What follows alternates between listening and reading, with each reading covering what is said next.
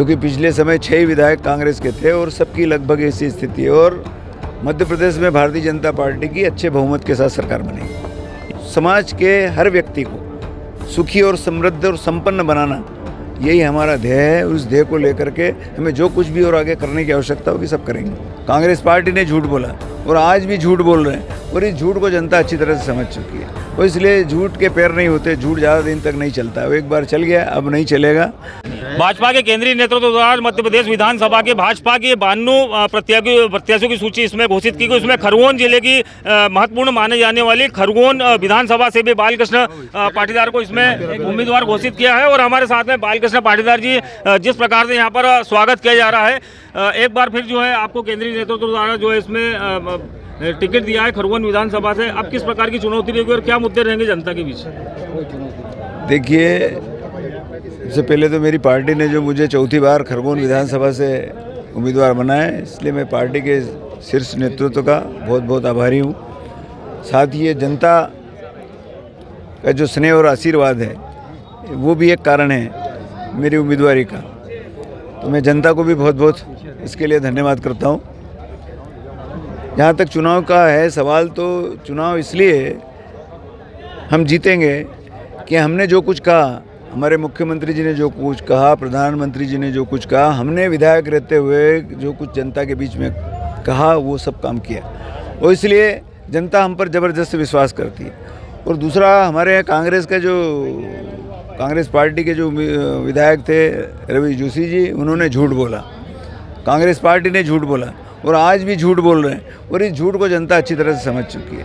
और इसलिए झूठ के पैर नहीं होते, झूठ ज़्यादा दिन तक नहीं चलता है। वो एक बार चल गया, अब नहीं चलेगा। और हमारे साथ सत्य है, क्योंकि हमने जो बोला वो किया। इसलिए सत्यमेव जयते, सत्य की हमेशा विजय होती है, और इसलिए हम भी निश्चित रूप से जीतेंगे। पार्टी द्वारा लगातार चौथी बार जो है आपको खरगोन से मैदान में उतारा है, और इसमें जो है अब किस प्रकार का विकास किया जाएगा खरगोन विधानसभा में? जिस प्रकार से आप पूर्व मंत्री रहे थे तो विकास किया था, अब किस प्रकार से और आपकी अपेक्षा है? देखिए, हमने खरगोन में अभी तक सिंचाई नहीं थी, क्योंकि खरगोन जिला कृषि प्रधान जिला है और खरगोन विधानसभा भी उसी में। और हमारे यहाँ पर दूसरा और कोई उद्योग धंधे या कोई ऐसा स्रोत नहीं है व्यापार का। जो कुछ है कृषि पर ही आधारित है। यहाँ के उद्योग धंधे भी जितने स्पिनिंग मिल है, वीविंग मिल है, और वो जो छोटे मोटे जो धंधे हैं, सब कृषि पे ही आधारित हैं। तो हमारे यहाँ कृषि बहुत मजबूत है, क्योंकि अब पानी की कमी थी, अब नर्मदा मैया का पानी यहाँ आ गया, हर खेत में मिल रहा है, तो कृषि उत्पादन बहुत बढ़ रहा है। तो कृषि उत्पादन और बढ़ेगा तो इसके लिए मार्केटिंग की व्यवस्था भी, कि ये सब उपज का अच्छा दाम मिले और उसके बेचने की अच्छी व्यवस्था हो, वो अच्छी सुचारू व्यवस्था करेंगे। और जब उत्पादन होगा तो व्यापार अपने आप ही बढ़ता है, तो व्यापार भी बढ़ेगा। वो इस प्रकार से जब उत्पादन अच्छा होता है, व्यापार अच्छा होता है, तो लोगों में समृद्धि आती है, लोगों समृद्धि भी और बढ़ेगी।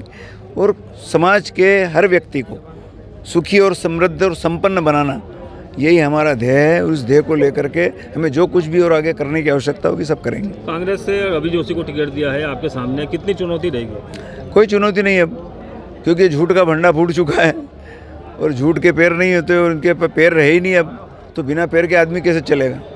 और इसलिए हमारे साथ सत्य है, क्योंकि हमने जो बोला है वो किया है, और यही जनता का विश्वास है, और इसी आधार पर हम निश्चित रूप से चुनाव जीतेंगे। आखिरी सवाल, खरगोन जिले में कितनी सीटें बीजेपी जीतेगी और प्रदेश में कितनी सीटें आएगी? खरगोन जिले की 6 सीट भारतीय जनता पार्टी जीतेगी, क्योंकि पिछले समय 6 विधायक कांग्रेस के थे और सबकी लगभग ऐसी स्थिति है। और मध्य प्रदेश में भारतीय जनता पार्टी की अच्छे बहुमत के साथ सरकार बनेगी।